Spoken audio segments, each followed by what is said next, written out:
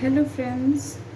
तो ये हमारा सत्तू के पराठे और बैगन का भरता का पार्ट 2 है। हमने बैगन का भरता पार्ट 1 में बनाया था और अब पार्ट 2 में हम सत्तू के पराठे बना रहे हैं। उसके लिए मैंने ये आटा गूँथने के लिए थाली ली है। ये हमारी छन्नी है। मैं 3 से 4 लोगों के लिए बना रही हूँ, तो आपको जैसे बनाना हो आप उसके अकॉर्डिंग चीज़ लीजिएगा। अब यहाँ पे सबसे पहले मुझे कढ़ाई चाहिए। मैंने यहाँ पे कढ़ाई ली है। इसे हम गैस जला देंगे,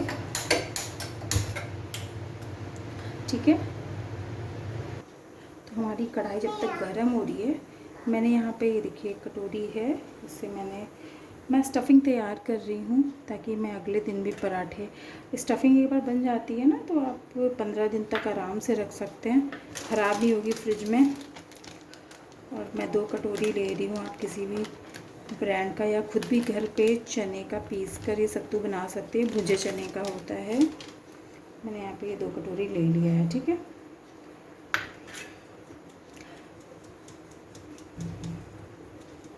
इसे छान लेंगे अच्छे से। वैसे तो ये पैकेट का होता है तो छानने की ज़रूरत नहीं होती, लेकिन मैं छान लेती हूँ। इससे क्या होता है, जो चंक्स दिख रहे हैं ये सही हो जाते हैं। तो हमने इसे छान लिया है। अब देखिए हमें क्या क्या चाहिए। इसको भूनने के लिए चाहिए हमें सरसों का तेल। इसमें सरसों का तेल बहुत मेन है। हम सरसों का तेल का यूज़ करते हैं।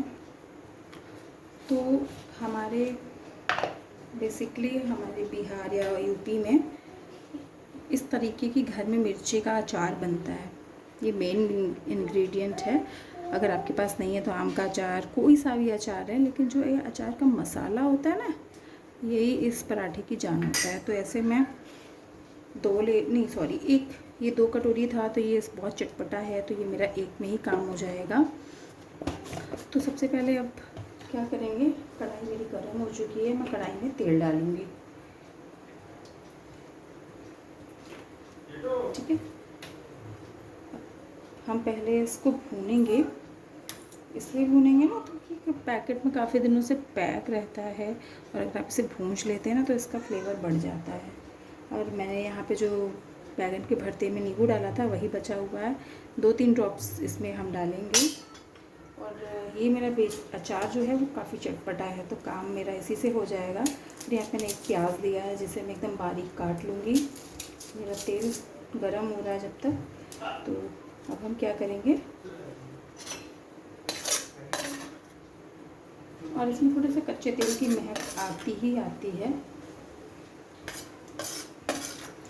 ये मैं 2 से 3 लोगों के लिए बना रही हूँ, तब भी 2 से 3 के लिए ये जो मैंने 2 कटोरी सत्तू लिया था ना चने का, इसमें से भी बच जाएगा। और अगर आपको 5 से 6 लोगों को खाना है, आप कम स्टफिंग वाला पसंद है, तो ये 2 कटोरी चने के सत्तू में आप आराम से बना सकते हैं इसे।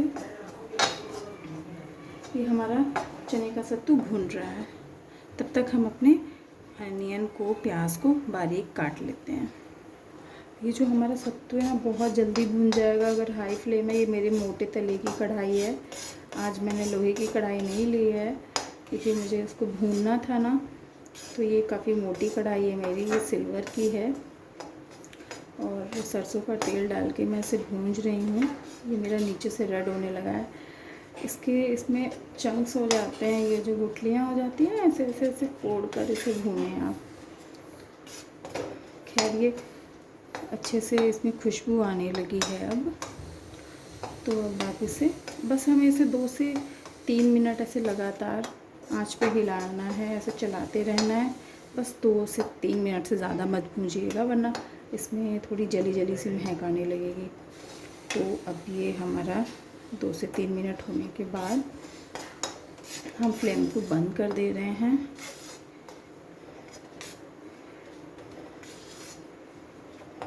हमारा ये हो गया, मैंने फ्लेम बंद कर दी है, गैस बंद कर दी है।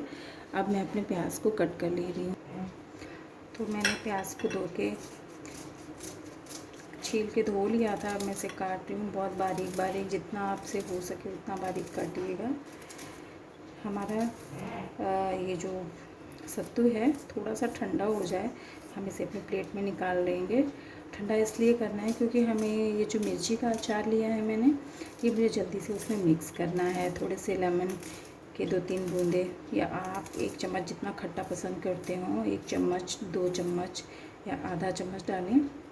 और नहीं भी अगर आपको नींबू मना है या नहीं खाते हैं तो आप नींबू स्किप कर सकते हैं, क्योंकि आपके पास जो अचार है, आपके पास मिर्च का अचार नहीं है तो आप आम का अचार या आम का अचार ख़त्म हो गया है तो अचार के डिब्बे में जो तेल बच जाता है ना, उस तेल का भी आप यूज़ कर सकते हैं इस सत्तू को बनाने में। तो मेरा प्याज लगभग, तो अब ये मेरा हल्का सा ठंडा हो गया। ये मेरा चमचा बहुत गर्म हो गया था, मैंने इसी पे रख के छोड़ दिया था। वो देखिए मैंने इसको निकाल लेंगे।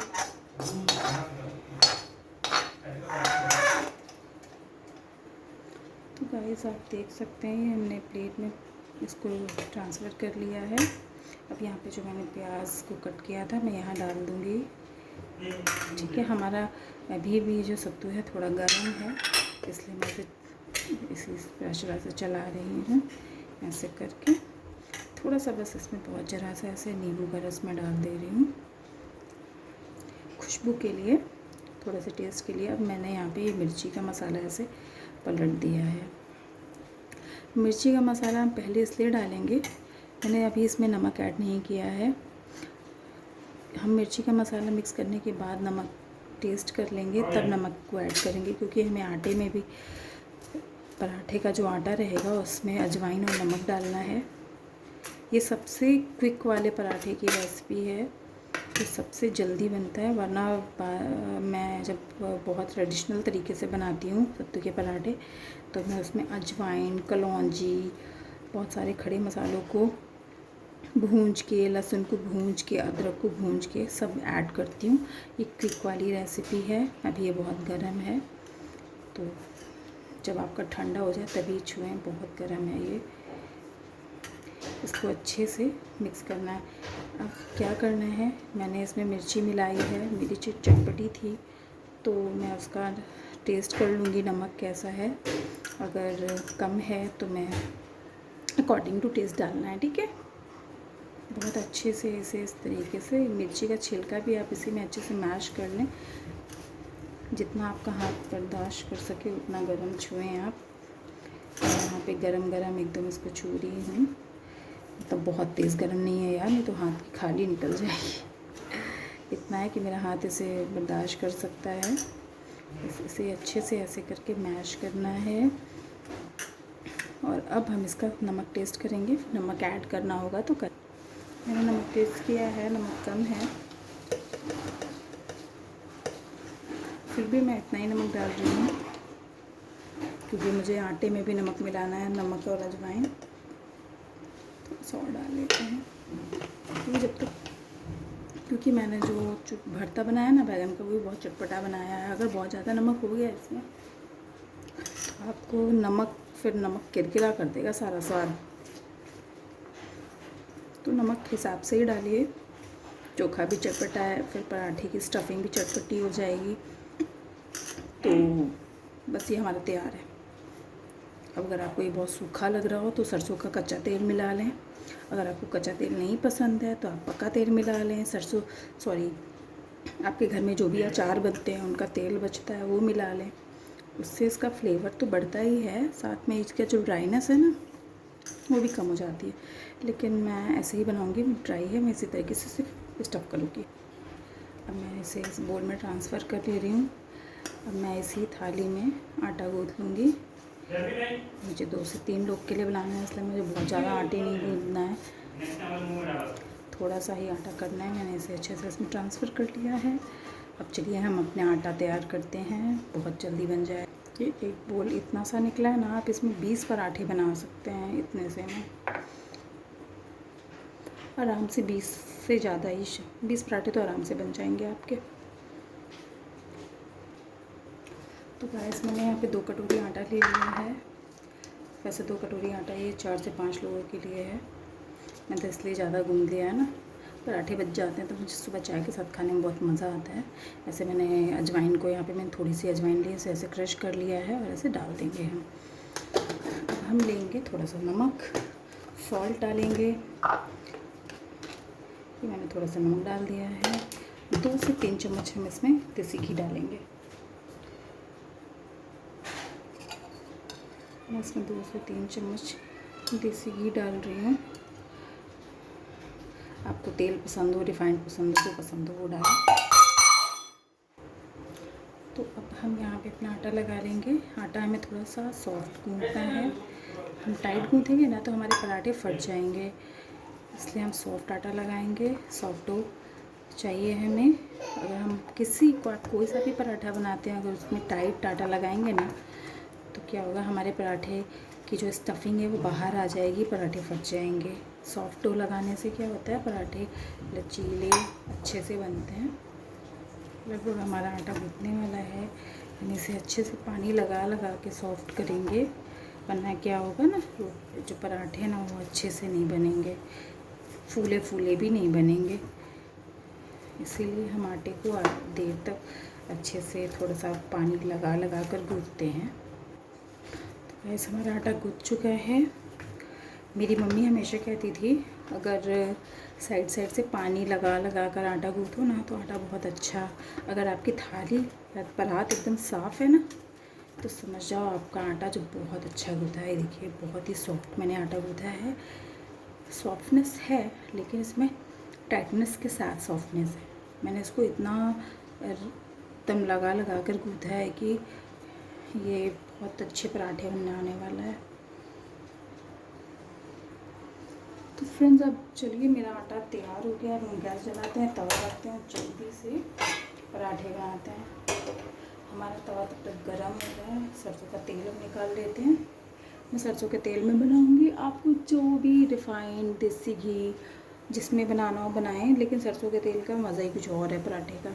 मैंने यहाँ पे सरसों का तेल ले लिया है। ये मैंने कढ़ी ले ली है। अब बेलन से मैं अपने पराठे बेलूँगी। फिर शुरू करते हैं। मैंने यहाँ पे आटा ले लिया है।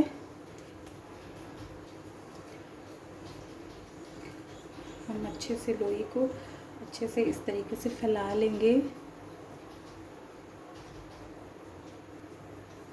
ऐसे फैलाएंगे। बस ऐसे ही। आपको जितनी स्टफिंग पसंद है, कम ज़्यादा, मुझे तो थोड़ी ज़्यादा ही पसंद है। मैंने ऐसे स्टफ़ किया, इसको ऐसे रखा और बस मैं इसको ऐसे ऐसे करके निकाल देना है ऊपर से। बस पराठे को ऐसे ऐसे ऐसे ऐसे बढ़ा लें तो हमारा पराठा जल्दी नहीं फटेगा, साइड से नहीं फटेगा, बीच से भी नहीं फटेगा। और बस ऐसे करके हमें ऐसे बेल लेना है। तवा हमारा ज़्यादा गर्म हो गया है। अब मैंने गैस को कम कर दिया है। ये देखिए, क्योंकि चंक्स थे कहीं कहीं पर। ये देखिए पराठे में ऐसे ही थोड़े से होल होते हैं, लेकिन हमारे साइड्स नहीं फट रहे बिल्कुल भी। अगर मैंने टाइट आटा गूंदा होता ना तो और ज़्यादा ये ख़राब हो जाता। ये देखिए मेरा पराठा एकदम सही है। तवे पे थोड़ा सा तेल लगाएंगे और ये पराठा ऐसे डाल देंगे। दूसरा पराठा बेल लेते हैं। मैं थोड़े छोटे पराठे बेल रही हूँ क्योंकि छोटे पराठे चोखे के साथ अच्छे लगते हैं मुझे। ऐसे ही हम तेल लगाएंगे। तेज़ आंच पर अगर आप पराठे बनाते हैं ना तो पराठे बहुत सॉफ्ट बनते हैं। थोड़ा स्पीड तो मैं समझाने के चक्कर में कम स्पीड में बना रही हूँ। बस ऐसे ही आप तेज़ आंच पे बहुत जल्दी से पराठा अपना पका लें तो क्या होगा ना, बाद में आपका पराठा जो है अंदर से बहुत देर तक नरम रहेगा। कम ज़्यादा करते रहना चाहिए अपने पराठे को, एजेस को एकदम अच्छी तरह से दबा के सेकें। बिल्कुल भी हमारा पराठा एकदम बनके तैयार हो गया है, आप देख सकते हैं। सॉरी, तो ये मेरा पराठा है। आप देखिए जैसा हमारा बेहतरीन सा बैंगन का भरता बना था, वैसा ही हमारा बेहतरीन सा पराठा बना है। इसलिए हम अपना दूसरा पराठा सेक रहे हैं। तेज़ आंच पे सेक रही हूँ मैं। तेज़ आंच पे पराठे अच्छे नरम बनते हैं। जो हम धीरे धीरे आंच पे पराठा सेकते हैं ना, बाद में जाके कड़ा हो जाता है, तो अपनी स्पीड बढ़ानी है। ऐसे पराठे आराम से आप सेकें, आपको जैसे मर्जी अच्छा लगे आप वैसे सेकें। तो फ्रेंड्स लीजिए, देखिए आपके ये पराठे और ये बैगन का भरता एकदम तैयार है डिलीशियस सा खाने के लिए। आप चाहें तो साथ में अचार और प्याज काट लें, मैंने तो जल्दी में सब करके आपको दिखा दिया है। ये पराठे आप शक्ल बता रही है, ये इतने नरम बने हैं, बहुत टेस्टी बने हैं। तो चलिए इसे खाकर ट्राई करते हैं। और आप अगर मेरी इस रेसिपी को ट्राई कर रहे हैं और आपको कैसा लगा टेस्ट, तो आप मुझे कमेंट करके बताइए और मुझे सब्सक्राइब करिए। Thank you. मिलते हैं नेक्स्ट वीडियो में।